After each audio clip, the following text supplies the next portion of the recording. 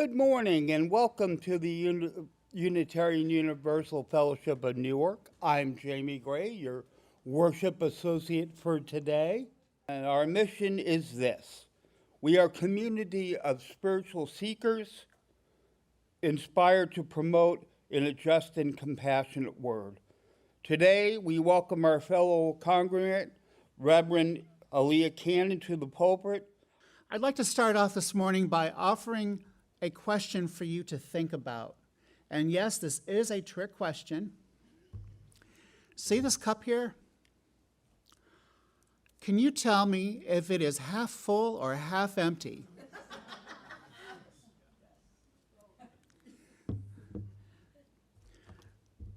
Coincidentally, it is about half full. No. But if you see this cup as half full, then you are probably someone who finds gratitude in many things in life. But if you see this cup as half empty, you're probably someone who kind of struggles to find things to be grateful for. And neither view is wrong, of course, but one view has so much more potential. A life of gratefulness is always open to change and growth. Sadly, many people pass judgment, and then they shut their thinking down, and they stop changing, and they stop seeing the potential in things. In 2006, I lost my birth mom. I was adopted, but I was reunited. And I lost her to a very unusual form of cancer that's hard to detect. And about a month after we found out that we were going to lose her, it was already too late. They could not treat her.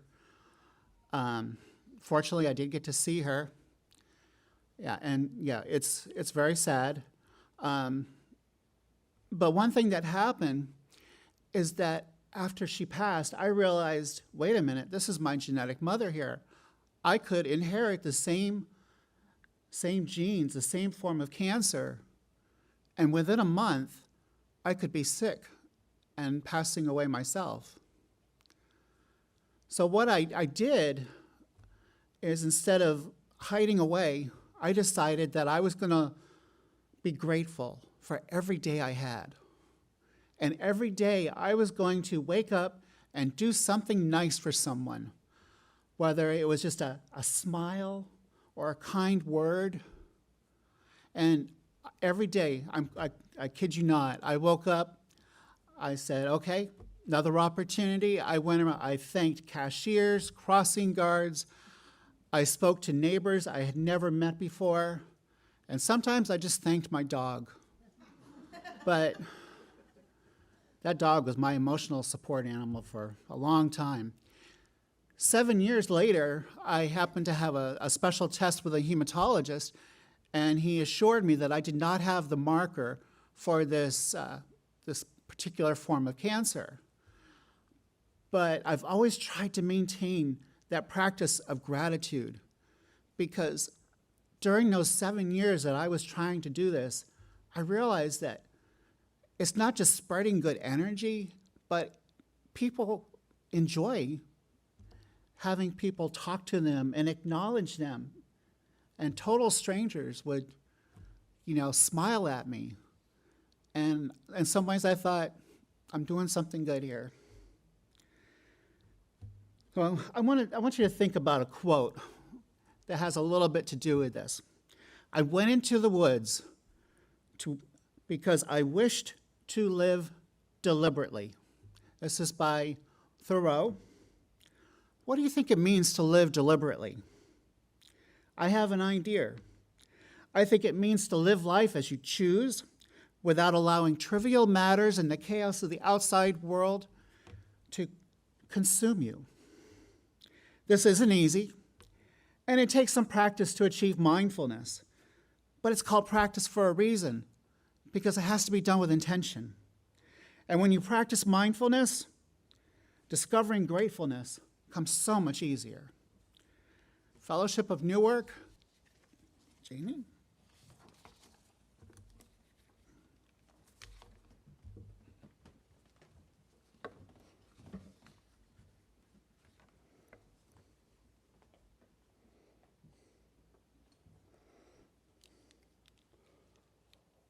We light this symbol of our faith as we respond individually to events surrounding us. We intend our individual acts to combine toward building a positive and flourishing community.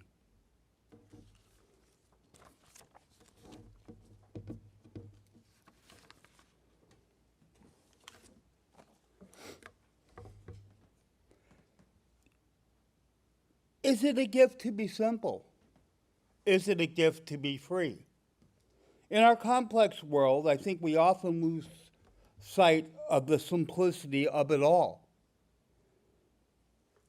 There are simple gifts that we get every day that we tend to ignore. Like looking out our window in the morning and seeing birds on the trees singing away, or eating at our feeders and listening to them chirp and squawk. They're simple creatures, yet if you spend a few seconds in just taking them in, they can brighten your day. We enjoy watching the birds that come to our whole feeders to dine, and we get to see them admiring them. It's a simple gift. Here at our fellowship on Sundays, we are very simple. We come together as one community to hear messages and sing joyously. We don't have a dogma, nor a doctrine to follow. We don't have to learn Latin or know it, or we don't have to recite Bible verses per rote. We don't pay penance for our sins. There's no higher power that we look down and punish us for what we've done in our lives. We're lucky here at the UU Fellowship because we have Mother Earth, which we can see right beyond our window there. We can look out and we can see the lush landscape of the trees swaying in the breeze. We even have a bird feeder right out there. Or is that a bird house? I don't know. I always thought it was bird feeder, but I could be wrong. But anyway, it's beautiful. We have a nature trail right on our property. It may be a little small, but it's kind of fun to go out and enjoy it, isn't it? These are the gifts that are so simple that we often ignore. Unlike other churches, we don't pay tribute to deities or religious symbols. We are free to be ourselves. We are free to respect and worship any deity we choose. Wouldn't it be great if that simplistic concept of our fellowship could be applied to other areas in our lives? We work so hard at jobs just to make ends meet and give our children a better life. Sometimes we get caught up in our own trappings. We get up in the morning and go to work at the same time every day. We get on the highway at the same time and we drive to work. We work all day in jobs that some of us don't even enjoy doing. But we live with this ideology of doing what it takes to make ends eat. A lot of people have jobs that they don't even enjoy, and yet they spend 30, 40 years of their lives in that same occupation. Why complicate our own life by not simplifying what our needs are? I think our needs are much simpler. All we need is a roof over our heads, food on our table, and health care. The rest is just material desires. We live in a society of computer codes and cell phones, and we have our faces crammed into our cell phone, and we miss so much what happens around us. That's basically really simple things. Do we really need to work through our lunch hours and staring at our cell phones, or can we just go sit in the park and eat lunch and enjoy the wonders of the world that surrounds us? I say let's keep it simple. Take a day off from work. Go to the beach with your kids. Throw a frisbee to your dog. Enjoy some time away from the complexity of our world. After spending my life working very hard in theater and performing arts and teaching and writing, which I don't get paid very well for, but that's another story. I am retired. I don't have the responsibilities of the daily grind. Now, I may not have the income like I once had, but my life is simple. It is free. Now I can just turn and come out right. It really is a gift to be simple and a gift to be free. Blessed be, Amen, Shalom, Salam, and Namaste. So let's talk about Lughnasadh. How many people here enjoy gardening? Wow, that's pretty good. I enjoy gardening and for about a week until it dies. To be out in the air, digging your hands into the soil, planting seeds and starters. You know, you're always so careful to cover the seeds and give them just the right amount of water. You know, too much water and you drown the seeds, but if you don't give them enough water, then they don't survive either. And if you're like me, you can't stop checking the garden. You know, you watch over it as if you were watching over a child. You know, when it takes those first steps as a green shoot rising up from the soil, there's so much joy to see that happen. You know, to see that bright green shoot unfold its tiny leaves. That's exciting if you're a plant parent. You feel proud when something that you have nourished rises up to greet you. Shouldn't faith be like that? Think about the seeds that you each plant here. You nourish the curiosity that brings you through our front doors. You plant seeds in this church family. And carefully, you nurture these relationships. And then one day, the seeds you have planted here rise up as friends and return that love to you. I feel so good. In pagan traditions, this time of year is known as Lughnasadh, and it's also called Lammas by the Anglo-Saxons. This celebrates the first harvest of those seeds of love that were planted earlier in the season. Just like you in your gardens at home, our Celtic ancestors would watch over their crops, just like impatient parents, and they would do anything they could to protect them. And when those first green shoots came out of the ground, there would be so much joy. And they would grow excited. And then by summer solstice, when those plants were like in full bloom in the middle of June, they couldn't wait. Their excitement was growing. They were already planning their first harvest. And that first harvest would often happen around August 1st. Some crops would be ready, and these would be called the first grains. And some fruits would also be ready, and those would be called the first fruits. So we have the celebration of the first fruits. And great fairs would be held. They were finally comfortable knowing they were going to have food. Just having food. That's a reason for a fair. Wow. People from all over would come to these fairs. There would be sports competitions, arts and crafts competitions. There would be music and dancing. And during these fairs, there was a universal truce agreed upon. No taxes were collected. No legal business was conducted. Nobody was arrested.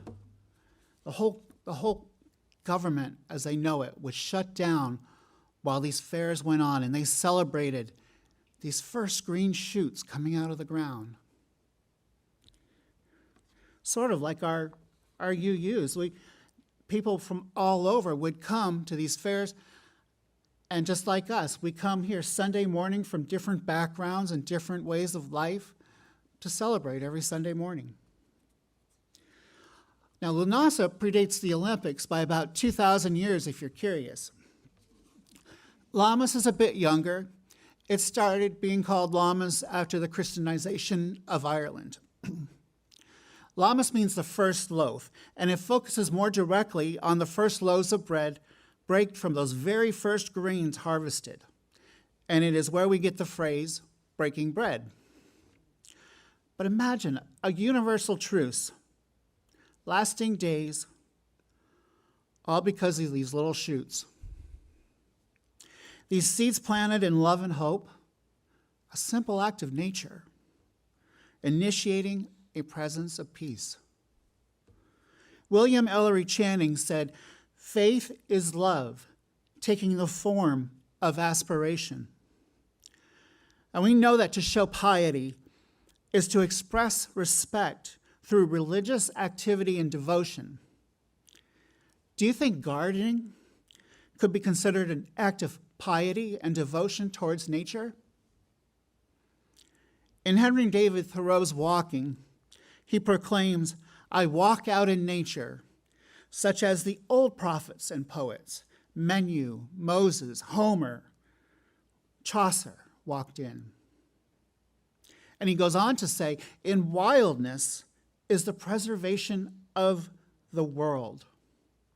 Give me not tameness, which is the equivalent of dullness. Give me the wild." I always like the way he puts Moses on the same level as Chaucer. If you've ever read the Canterbury Tales, you probably know that it's about a group of strangers traveling on a pilgrimage. I wonder if Chaucer ever attended a Lughnasadh celebration. Maybe he took some inspiration from all these different strangers traveling together and celebrating a simple act of nature. Lughnasadh is about gratitude, showing respect for what is given in exchange for the work, the love, and the compassion invested as seeds of our intentions. In Braiding Sweetgrass, Robin Wall Kimmerer talks extensively about the concept of honorable harvest. This refers to the guiding principles of exchanging a life for a life. And a very simple way of looking at this would be the restrictions on hunting and fishing. However, in our culture of consumerism, where soil is often over-harvested, where the earth is damaged irreparably by coal mining, where our natural resources are overexploited to meet the increasing demands of consumers, there is no honorable harvest.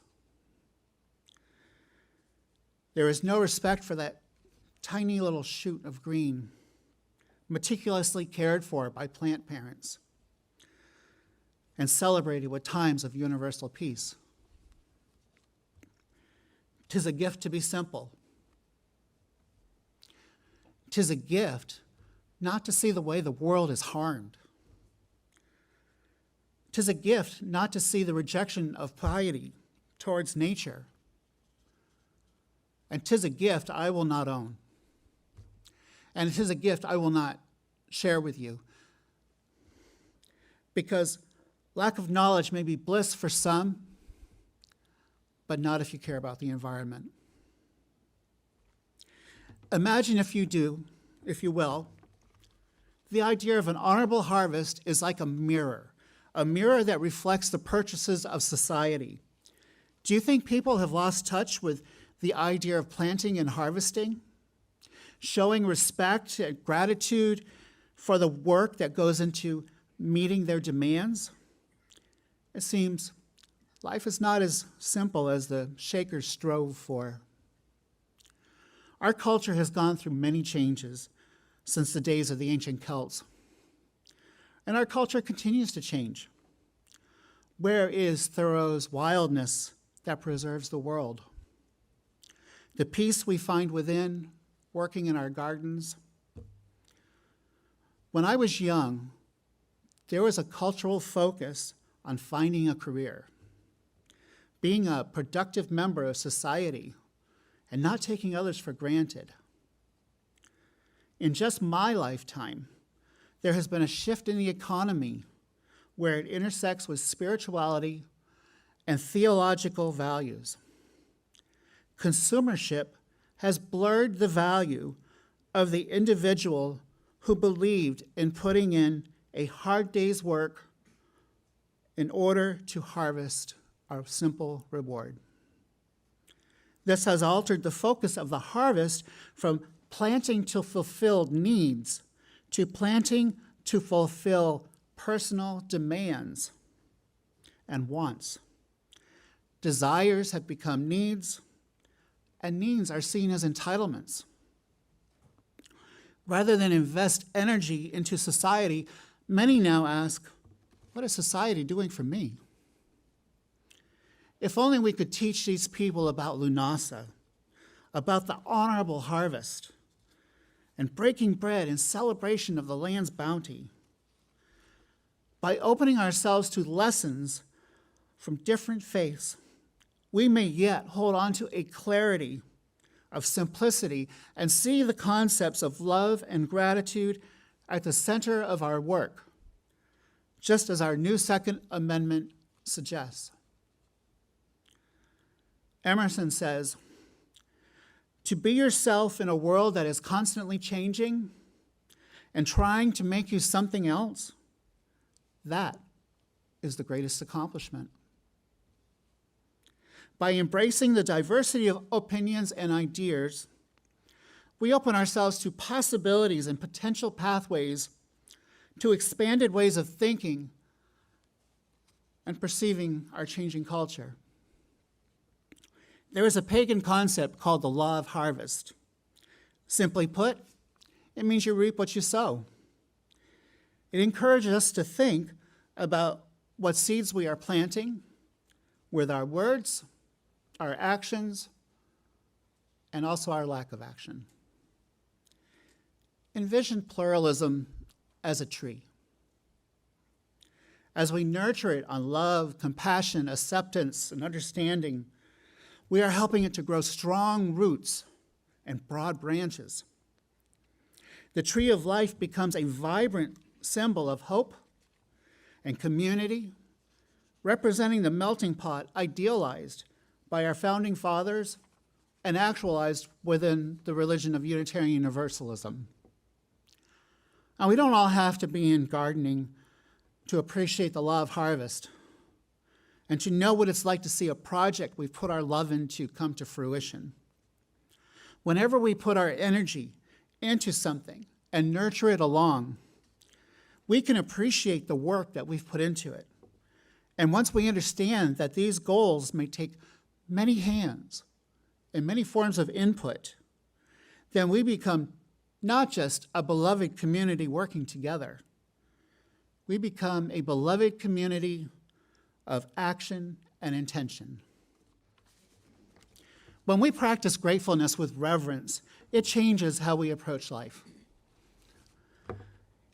When we practice gratefulness with nature, it changes how we approach nature. It changes how we treat our land, even our web of life. Piety requires no deity.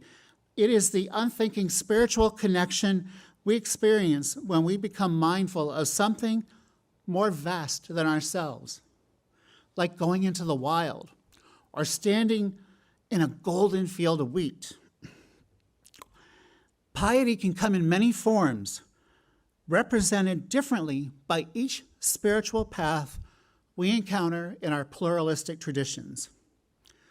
When we embrace pluralism, we are opening ourselves to new worlds of meaning and possibility.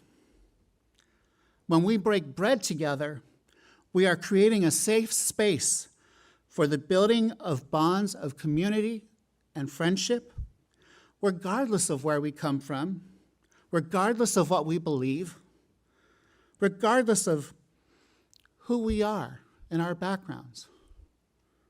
As a religious concept, breaking bread was first written down in the Bible. But it has pagan origins that go back much farther. When a meal was shared with strangers who were in community together to ensure respect and hospitality. As a pagan myself, I eat bread at Lammas to recognize the gifts of nature and to feel grateful for the harvest and all the things that it took to bring that harvest to fruition. When we break for coffee hour, I have a couple loaves of bread here. I'm going to put them over at the kitchen, and I would like to encourage you to break a piece of the bread off and try it. And I want you to think for a moment about everything that went into bringing that bread to the table. Because Lughnasadh is really about gratitude. The whole thing is, even the celebrations. Yeah. Let us show our acceptance of each other in this community and all the people that gather in our church. Thank you, and blessed Lughnasadh.